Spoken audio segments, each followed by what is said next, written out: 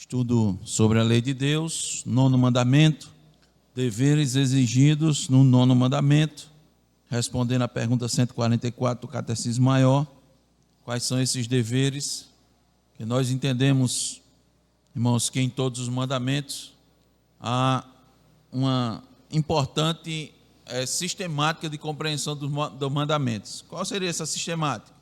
Primeiro, tudo aquilo que é ordenado, automaticamente o inverso é condenado. E também tudo aquilo que é condenado, o inverso também é ordenado. Então, nesses mandamentos nós temos os deveres que estão neles implicados. Nós, no último estudo, irmãos, refletimos bastante sobre as consequências de se abandonar a lei de Deus. Por que é importante entender isso? Porque o abandono da lei de Deus, ao contrário do que as pessoas pensam, esse abandono gera escravidão. Nós somos peregrinos e forasteiros nessa terra.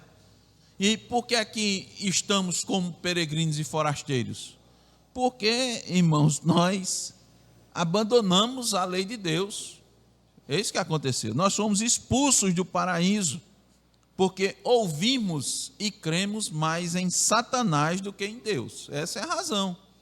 Então, nós precisamos ficar muito atentos a esse episódio, porque quando Satanás ele conversou com Eva, a conversa dele foi uma conversa de herege, e ela se mantém até nos dias de hoje. O princípio é o mesmo, não mudou nada. O que é que Satanás disse para Eva? Olha, Eva, Deus disse isso, mas há um conhecimento mais elevado, há algo mais amplo do que este que Deus está lhe dando.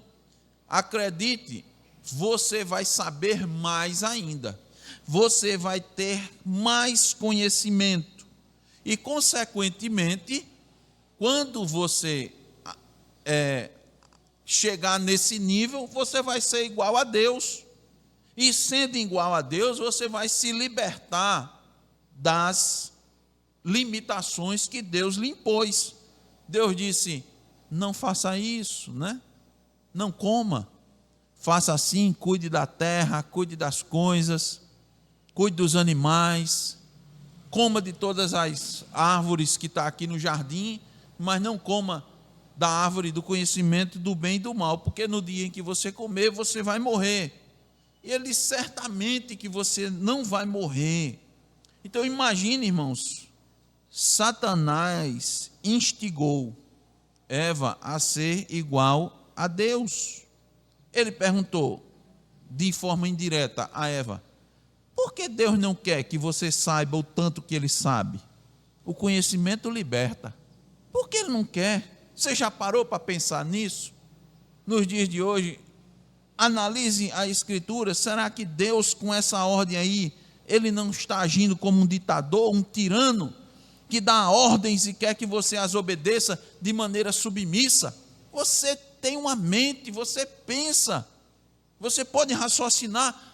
Observem bem, preste atenção, olha, você está interpretando errado, você está entendendo errado. Eu vou lhe mostrar algo para você se libertar dessas amarras.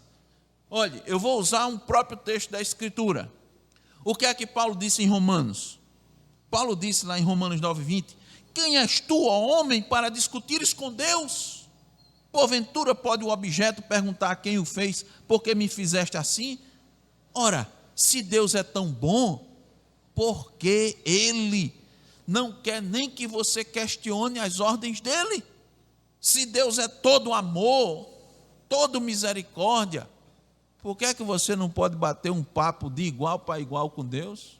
Fazer seus questionamentos? Por que não pode? Irmãos, isso é Satanás desde o começo instigando. Só olha, você entende? Você está entendendo? Olha. Será que esses mandamentos são realmente santos, justos e bons? Esse mandamento é bom para quem? Só é bom para Deus, né? Que você não pode nem questionar Ele. É bom para Ele, mas para você que tem que se submeter.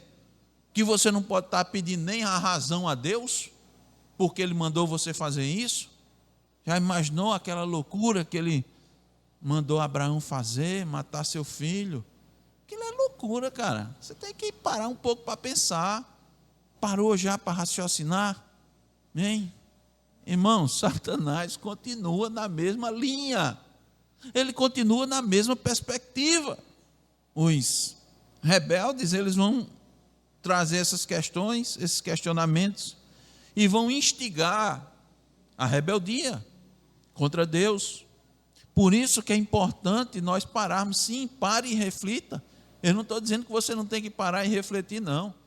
Deus nunca disse, irmão, para você não pensar nem raciocinar. Nunca disse. Na verdade, Ele mandou de fato você fazer reflexões. Inclusive, a principal reflexão é: preste atenção no seu coração.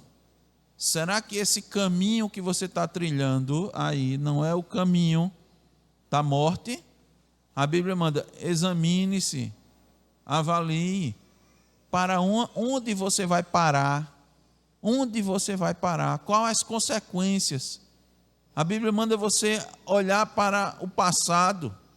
A Bíblia manda você olhar para a história da humanidade e ver aonde a humanidade,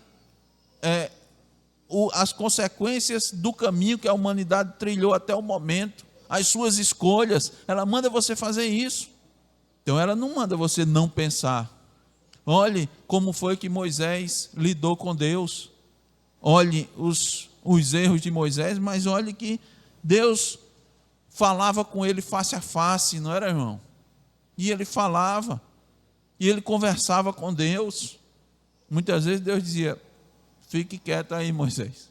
Outras vezes Moisés estava de fato na posição correta, intercedendo pelo povo, rogando a Deus pelo povo, pedindo misericórdia, reconhecendo os pecados do povo.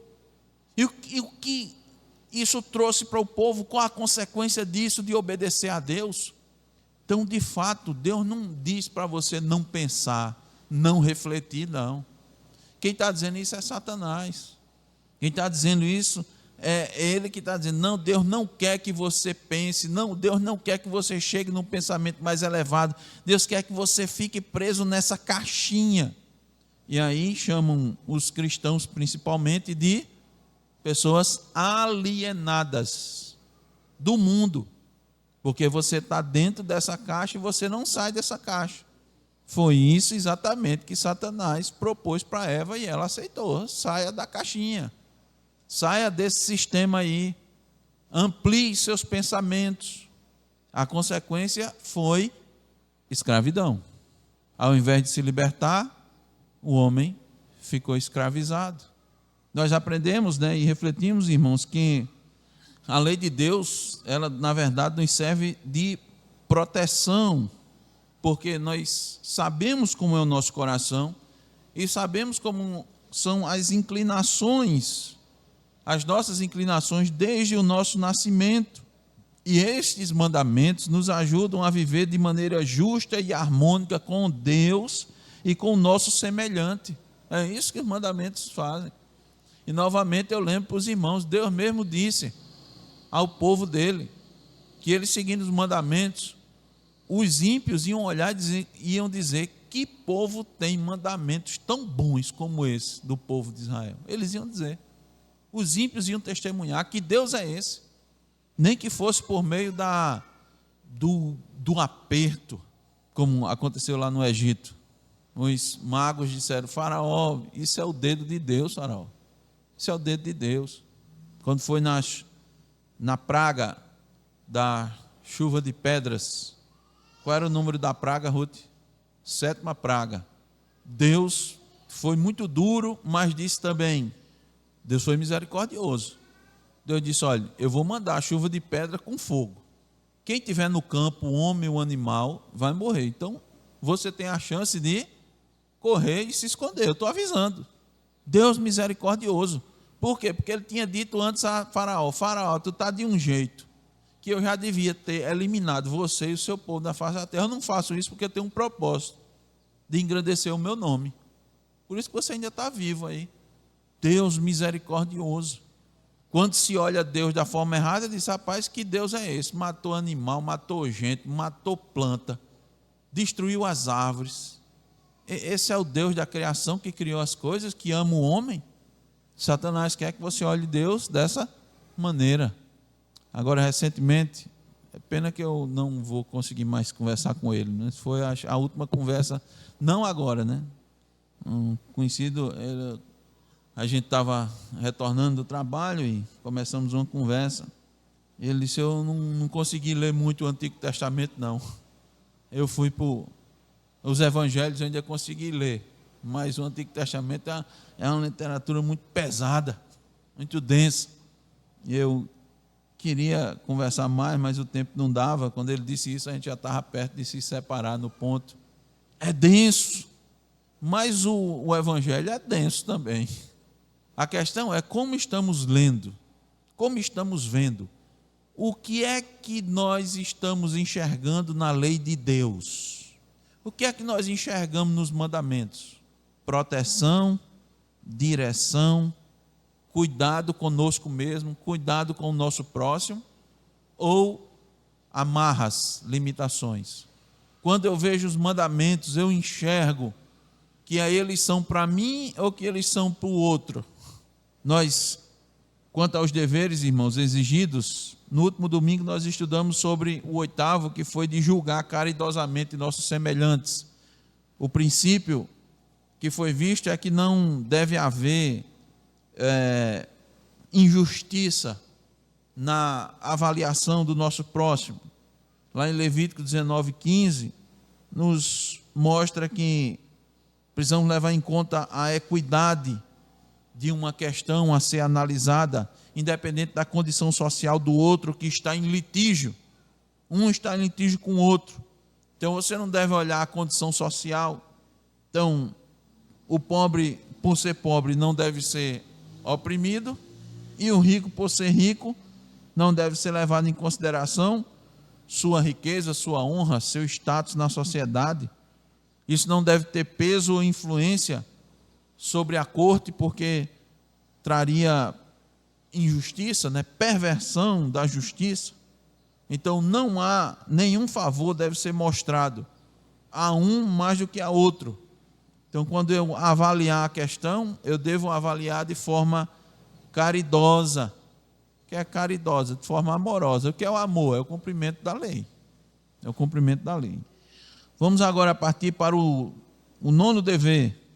Peço, irmãos, que abram em suas Bíblias em Romanos 1:8. Romanos 1:8. Que dever é esse? É o de amar, desejar e ter regozijo pela boa reputação do semelhante. Olha a coisa interessante. Amar, desejar e ter regozijo pela boa reputação do semelhante. Leia, Zaqueu, por favor, Romanos 1:8. Então, Paulo está se alegrando imensamente pela fé operante dos irmãos em Roma. Essa fé tem se espalhado.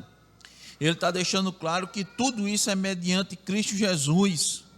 Mas, mesmo assim, não deixa de reconhecer isso. Por que isso é importante? Porque é claro que havia irmãos com problemas naquela igreja, que havia problemas da igreja, mas isso não impediu Paulo de se regozijar pela graça de Deus derramada na vida daqueles irmãos. Então, quando nós deixamos de fazer isso, ter regozijo, nos alegrarmos com a boa reputação do nosso semelhante, nós estamos faltando com o dever a ele. Semelhantemente, João, na sua 3ª epístola, vamos lá, de Romanos, vamos mais para frente, vamos para a 3ª de João, no verso 4, da mesma forma como Paulo, olha como João testificou a respeito de seus filhos espirituais.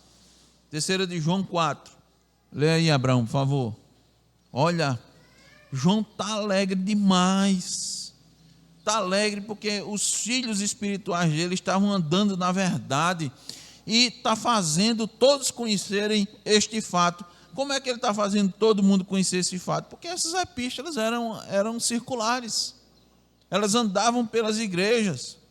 Então isso é um dever nosso, ter regozijo pela reputação do nosso semelhante, muito mais, irmãos, ter regozijo pela reputação do nosso irmão. Isso vai fazendo com que a gente vai cumprindo esse dever, e isso vai, irmãos, trabalhando em nós a mortificação da soberba. Cumprir, irmãos, os deveres dos mandamentos sempre nos traz benefícios, sempre nos traz algo de bom. Às vezes nós sequer conseguimos entender a abrangência. Por isso que Satanás faz de tudo para a gente ignorar os mandamentos. Ele faz de tudo para a gente ficar questionando, não no sentido de questionar, de aprender melhor. Pelo que eu tenho visto, né, esse 9º mandamento aqui tem feito muita reflexão, né, Zaqueu? Tem feito a gente refletir muito a respeito disso. Isso é o que... Mas por que a gente está refletindo? Por que a gente está pensando? Por que a gente está submetendo as circunstâncias da nossa vida ao mandamento? Para poder cumprir melhor o mandamento, para entender esse mandamento, para entender o espírito do mandamento, o espírito da lei. E fazer isso porque a lei de Deus é perfeita e nós somos imperfeitos. Nós vivemos num mundo imperfeito, principalmente nos nossos dias. É muito complicado. Nós não temos mais a palavra de Deus como referência. Nós não passamos recentemente por um certo tipo de reforma na sociedade, como Deus trouxe em alguns momentos da humanidade, como Deus trouxe em alguns momentos para o seu povo, quando estava andando de forma errônea e levantava um rei daqueles que temia a Deus, que pegava a lei de Deus e procurava botar o povo para seguir a lei, restaurava o templo, né? Restaurava o culto, buscava fazer reformas na sociedade. Os reis que pegavam ali os escritos e diziam: meu Deus, nós estamos pecando nisso e naquilo, que diziam: eu não sei como é que ainda nós estamos vivos.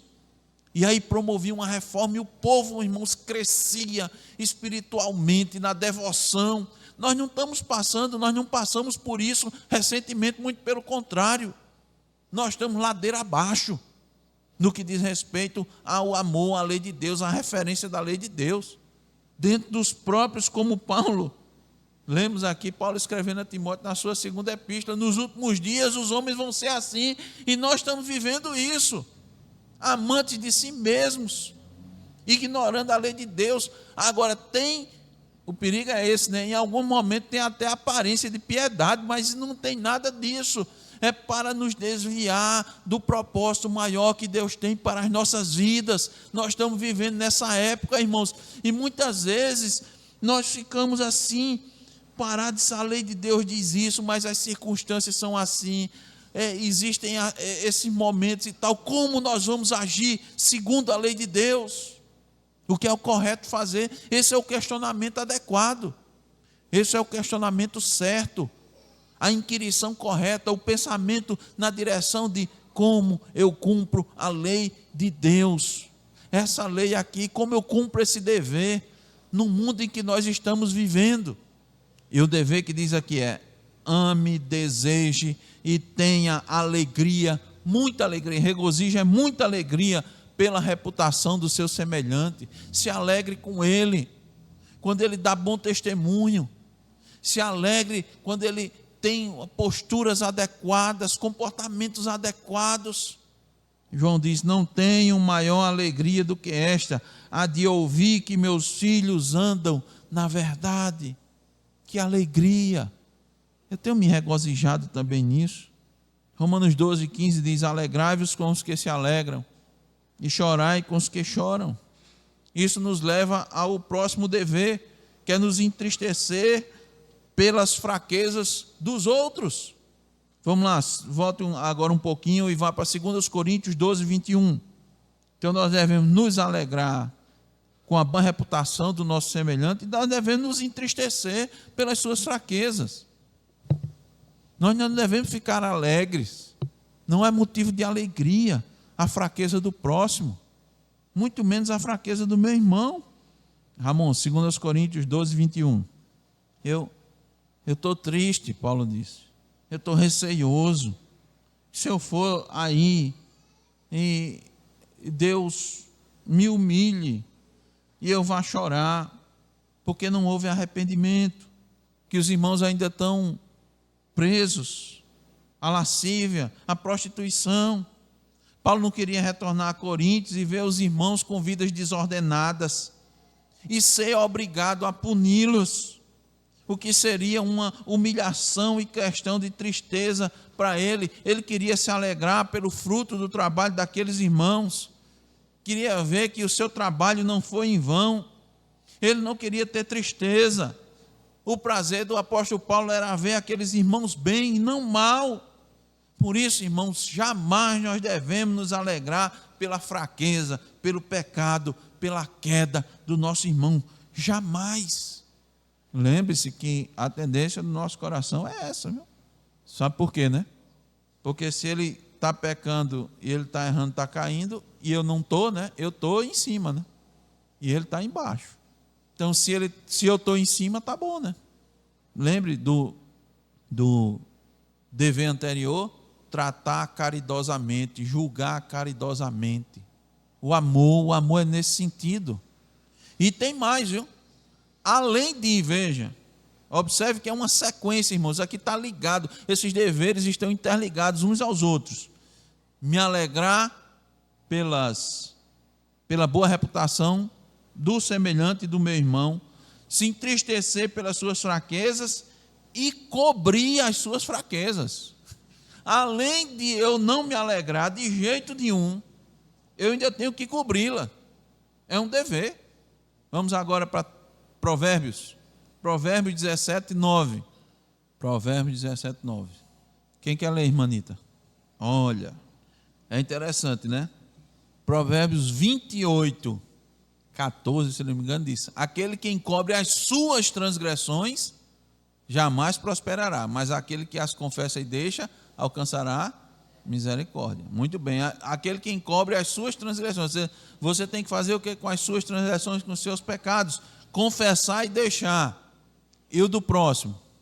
Tem que fazer o quê? Encobrir. Eita, pastor, quer dizer que eu tenho que apoiar o pecado do irmão, é? Porque, né, se é encobrir, se eu não posso encobrir o meu, eu tenho que encobrir o do outro. Como é isso? Explica aí. Aquele que encobre a transgressão do próximo, seja ele amigo ou não, a transgressão cometida contra si mesmo ou contra outro está manifestando amor.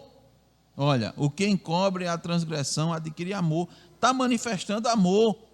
O que é que ela está fazendo? Está semeando a amizade, a paz, a boa convivência entre as pessoas. O que ela está fazendo é não expor o pecado do outro.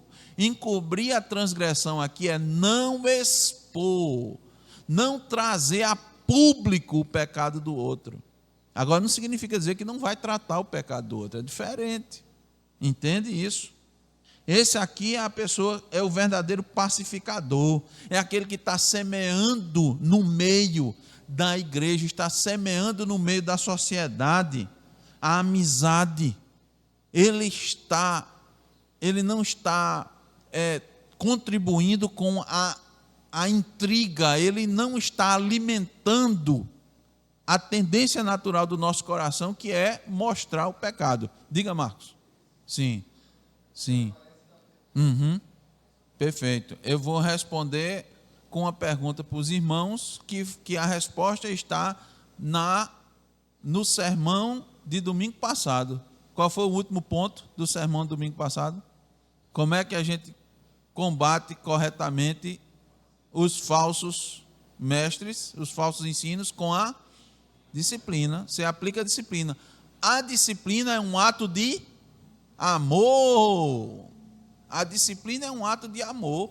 Eu vou tratar caridosamente aqueles que estão dentro da igreja, à medida que eu confronto as suas faltas e os seus pecados, conforme a Escritura. Aí como é que eu vou fazer isso? Se é um pecado privado, eu vou tratar de forma privada. Eu vou exortar o irmão. Se alguém pecar contra ti, Mateus 18:15, vai até ele só você, e mostre o erro dele. Não exponha o erro dele. Provérbios 17, 9 está dizendo, não exponha, trate de forma individual. Se ele não lhe ouvir, leva uma ou duas testemunhas, para que ali a verdade seja estabelecida. Se ele não te ouvir, dize-o à igreja. Se eu estou tratando de forma amorosa o erro, o pecado. Agora, se ele for um pecado escandaloso, público escandaloso, aí você trata com 1 Coríntios 5, que é a excomunhão direta, não tem um tratamento. Então, veja que a gente pode, dentro das próprias cartas de Paulo a Timóteo, trazer essa questão de que aí esse tratamento é um tratamento amoroso. Por quê? Porque quando você vai fazer isso, você não vai com o desejo de condenar. Você sempre tem que ir com o desejo de recuperar. Porque Mateus 18 ganhaste o teu irmão. Você vai nessa perspectiva de ganhar. Por isso que quando você vê um pecado de um irmão, aí novamente um pecado particular, você não o expõe. Você faz como o provérbio está dizendo aqui. Você não vai expor. Você vai procurar encobrir.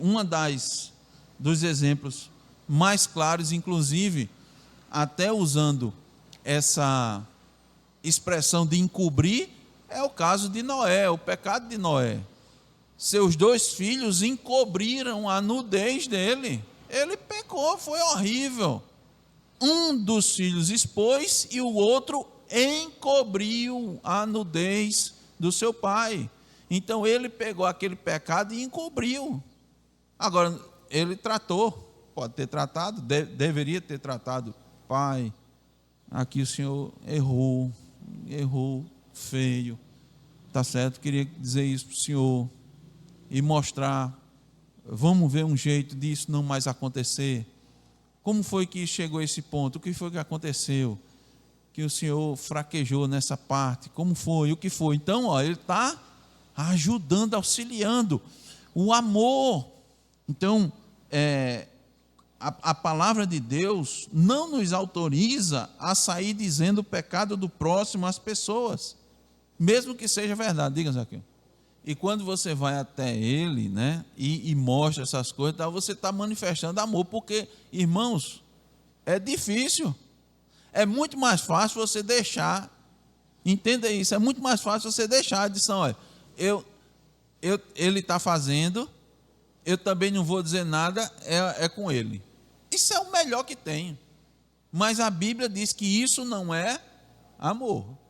Exercitar o amor, irmãos, é difícil, porque vai contra. Por isso que a Bíblia fala tanto em amar, por isso que Cristo disse que o resumo dos mandamentos é o amor a Deus e o amor ao próximo. O amor é o que é que o mandamento, qual é o dever que o mandamento me diz que eu tenho que cumprir para com aquele dali. Aí eu tenho que cumprir o meu dever para com ele. Isso é amor. Agora eu tenho que cumprir meu dever, irmãos. E cumprir dever é dever. Dever é esforço. Dever é diferente de você fazer de forma voluntária, fazer porque eu gosto. Evidentemente que a gente deve chegar num ponto em que o dever deve ser uma coisa assim, bem natural, mas nós sabemos que determinados deveres não são fáceis de cumprir, eles são difíceis. Eu estou falando aqui desde o início, esse mandamento aqui, irmãos, ele é assim, aparentemente simples, mas o cumprimento dele, cumprir esses deveres não é fácil. Então amar é o quê? O primeiro ponto é você chegar na pessoa.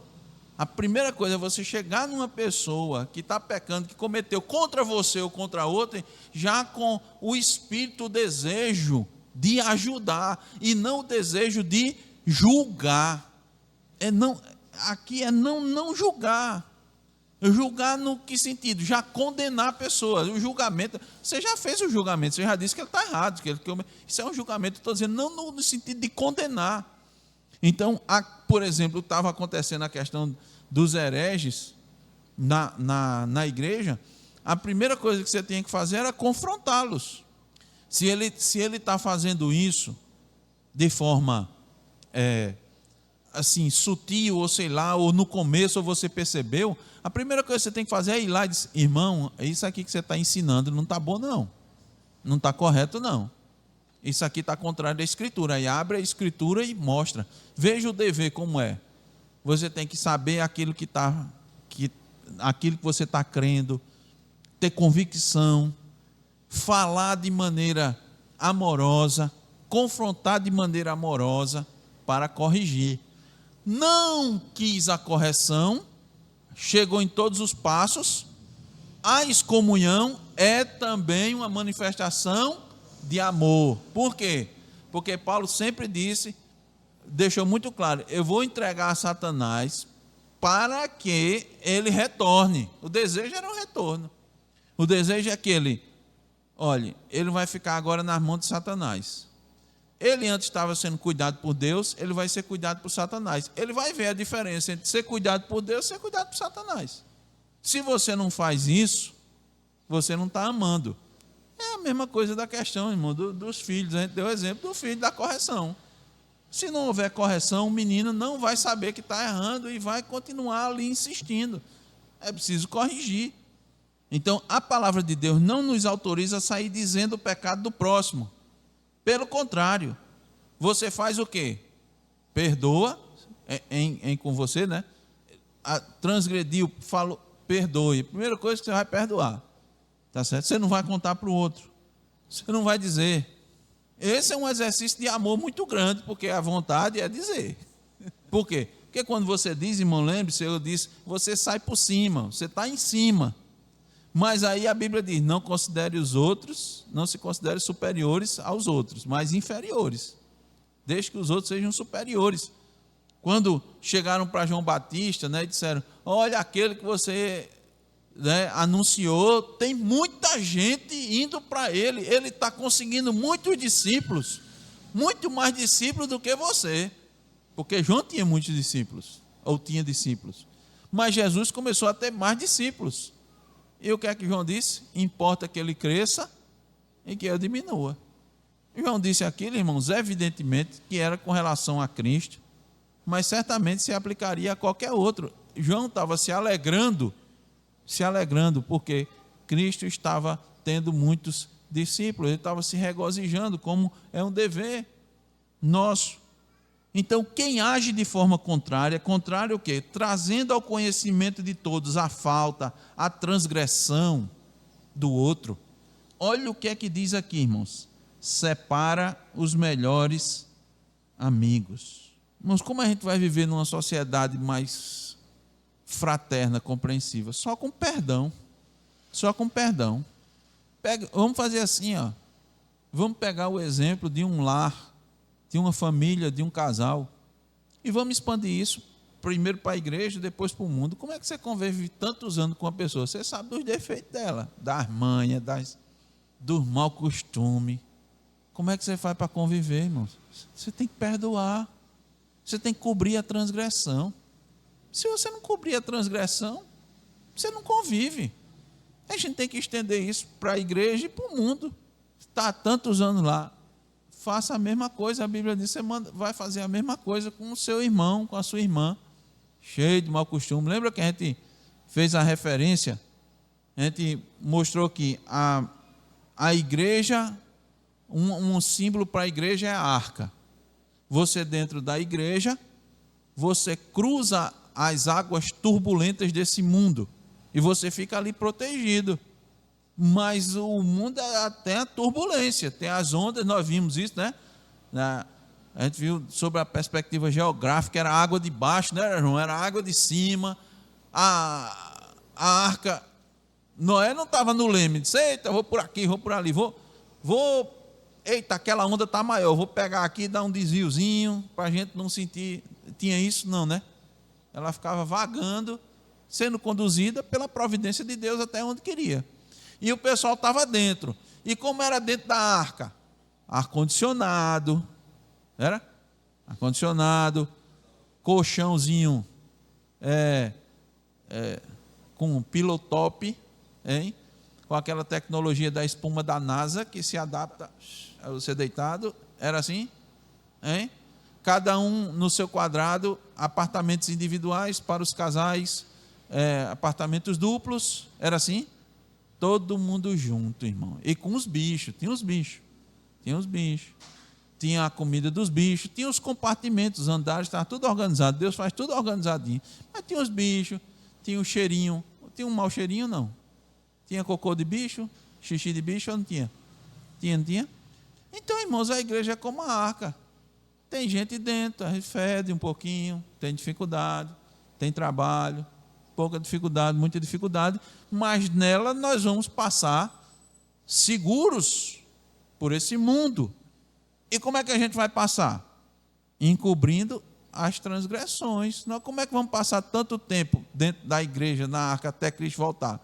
Cobrindo as transgressões, perdoando, tratando, cumprindo com o nosso dever, tratando, dando tratamento adequado àquelas situações, observando a lei de Deus. O que é que a lei de Deus diz que eu tenho que fazer? Eu vou fazer o que a lei de Deus diz. Mas é difícil, é um dever. Aquele outro dever é melhor, é mais fácil para mim, mas esse dever é difícil. Tem que fazer todos os deveres, tem que cumprir todos os deveres, é bom. A lei de Deus é boa. Eu vou promover a paz, eu vou promover a harmonia. Tem aquele hino lá do São Francisco, Senhor, fazei-me instrumento de vossa paz. Está aqui, como é que você vai ser um instrumento da vossa paz? Seja um pacificador, perdoando as transgressões. Aquilo que o irmão falou, disse, foi uma bobagem, não sei o que, perdoe logo. A gente costuma dizer, né? Crente não leva desaforo para casa. O que é que ele faz? Perdoa logo. Para que levar desaforo para casa? Perdoa, não é? Não se põe o sol sobre a vossa ira. Então, quem age de forma contrária, sem cumprir esse dever, qual é o dever? Encobrir as transgressões, trazendo ao conhecimento de todos a falta do outro, separa os melhores amigos. Deus nos chama para sermos instrumentos de união e não de separação.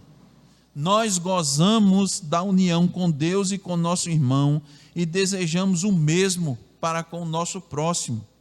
Então, eu já disse aos irmãos, aqui não é estímulo para a cumplicidade do pecado, mas é para perdão e tratamento do pecado e não exposição do pecado.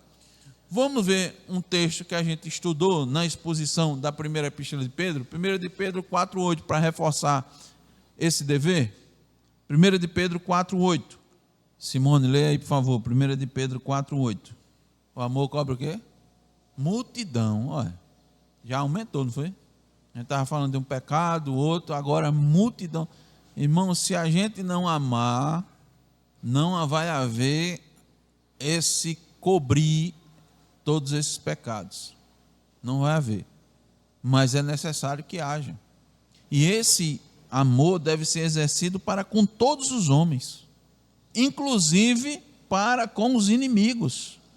Mas, claro, especialmente para com os santos, os da família da fé. Irmãos, por que Pedro fala multidão de pecados? Porque, irmãos, há pecados cometidos a cada minuto. A cada minuto. E o resultado de tudo isso é terrível se não houver o perdão, se não houver o tratamento. Esse cobrir multidão de pecados vai impedir, irmãos, a proliferação das intrigas, dos conflitos e até de mortes. Como eu disse, nós não temos ideia dos benefícios, de todos os benefícios que nos advêm cumprindo com os nossos deveres com relação aos mandamentos. Nós não temos ideia.